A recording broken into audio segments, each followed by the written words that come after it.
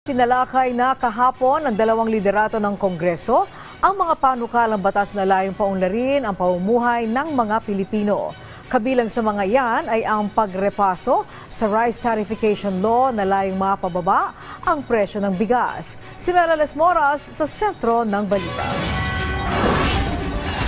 Nagkasundo ang Kamara at Senado na paigtingin pa ang kanilang kooperasyon para sa mas mabilis na pagpasa ng legislative priorities ng administrasyon ni Pangulong Ferdinand R. Marcos Jr.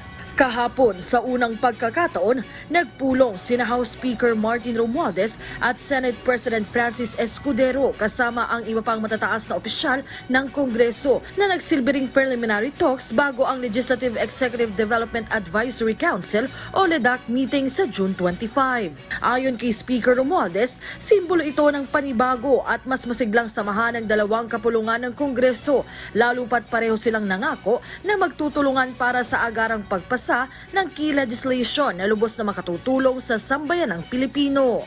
Top priority raw ng Kongreso ang pagpasa sa panukalang pag-amyenda sa rice tariffication law para makapaghatid ng mas murang bigas sa merkado at mas mapataas pa ang kita ng mga magsasaka. Sabi ng House Speaker, malaking bagay para sa food security at economic stability ang RTL Amendment Bill kaya't ito ang tinututukan nila. Una nang nakapasa sa ikatlo at huling pagbasa ng Kamara ang naturang panukala at sabi ni Speaker Romualdez, bukas naman ang Senado na ipasa rin ito. Paano naman ang panukalang economic charter change? Napag-usapan din kaya nila ito? Tugon ni Senate President Francis Escudero. Hindi. Hindi. Ang sabi ko sa kanila is sa tagal ko sa Kongreso, bihira naman yung nabibito dapat na bill. Dito dapat. Kasi, di ba? Dapat may ano na iba. Kasi ba't namin ipapasa kung alam naman namin yung bibito? Ibig sabihin, hindi namin alam na ipapasa na bibito. Bukod dito, isa rin sa mainit na panukala ngayon ay ang divorce bill, pero hindi pa malinaw kung natalakay rin ito. Pero bago pa man ang pulong, hiling ng isa sa mga proponent ng panukala, sana'y mabigyang prioridad din ang diborsyo, bagamat marami rin ang tumututol dito. Wala tayong control doon sa pag-uusapan nila, hindi ba? Sana maging priority nga.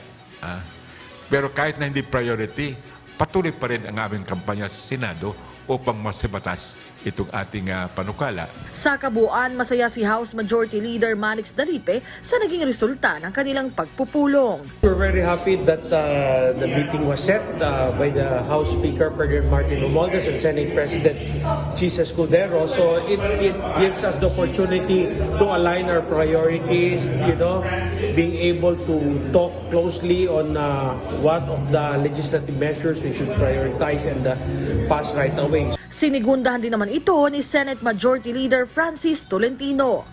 Sa mga susunod na linggo at buwan, inaasang masusundan pa ang mga ganitong pagpupulong ng Kamara at Senado. Nakatakdang magbalik sesyon ng Kongreso sa susunod na buwan at inaabangan na ang magiging hakbang dito ng Kamara. Melales Moras para sa Pambansang TV sa Bagong Pilipinas.